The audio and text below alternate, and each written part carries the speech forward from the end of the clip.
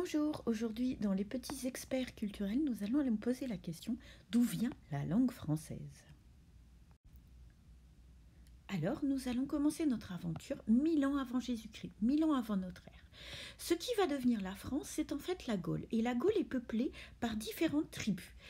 Les habitants initiaux de la Gaule, ce sont des Celtes qui sont venus entre 800 et 650 avant Jésus-Christ et qui ont occupé une partie de l'Allemagne, de la Belgique et de ce qui va être la France.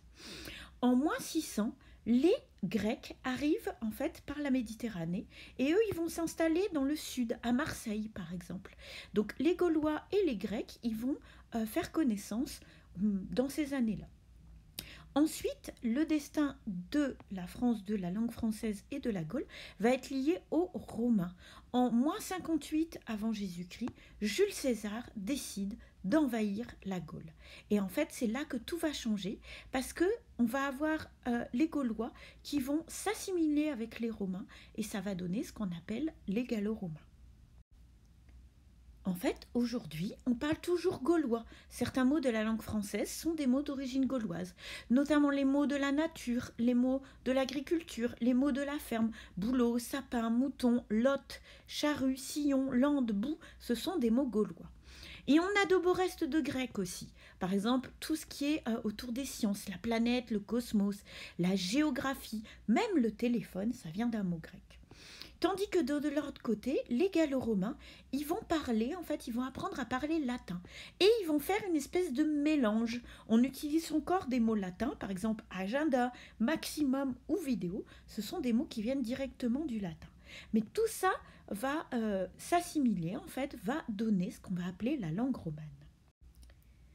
La Gaule continue d'évoluer et en fait, dans les années 430, on va avoir les Francs qui vont venir s'installer. En 476, ils mettent à Sacrum, c'est la chute de l'Empire romain, et les Francs, c'est le début de la chute de l'Empire romain. Les Francs, eux, vont venir donc occuper la Gaule, donc vont venir s'assimiler avec les Gallo-Romains, et on va faire ce qu'on appelle la Fédération Francia.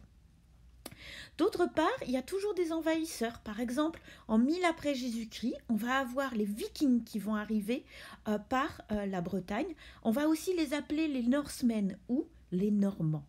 Donc vous voyez qu'en fait, c'est plein de différentes tribus qui vont donner la France. Ainsi, on parle toujours viking de la même façon. Des termes marins viennent directement du viking. Les mots crabe, homard, vague, c'est directement des termes qui viennent de cette langue. Alors la Francia, c'est sous Clovis en fait qu'on va voir apparaître le royaume de France. Aujourd'hui, on estime que 10% du vocabulaire français moderne vient du francique. On va avoir beaucoup de mots de la vie domestique, de la guerre, les émotions aussi, ça vient du francique. Par exemple, des mots comme fauteuil, gants, robe, champion, guerre, muraille, falaise, émoi, honte, orgueil.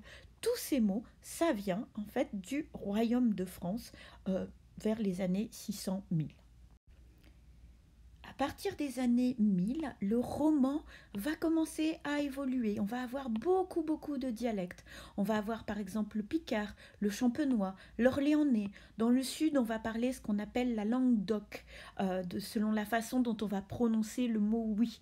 Oil au nord et oc au sud. On va également avoir le normand, le reste des langues vikings.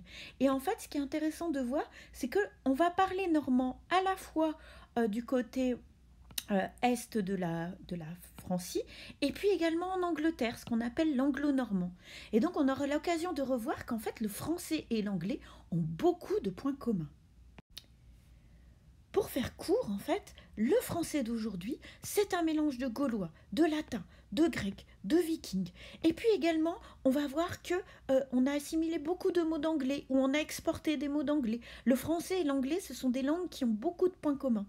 Et puis, il va y avoir d'autres influences. Le français, il va être influencé par l'italien, par l'arabe. Donc, l'histoire de la langue française continue. Mais en fait, au départ, la langue française, c'est un mélange de différents langages, de différents dialectes, de différentes tribus. L'aventure de la langue française, en fait, c'est l'aventure de la construction d'un pays et ses influences par tous les autres pays, toutes les autres cultures auxquelles elle va être confrontée. Voilà, j'espère que vous avez découvert des choses sur la langue française. Je vous donne rendez-vous sur la chaîne YouTube CSI Doc pour d'autres aventures et d'autres découvertes des experts culturels.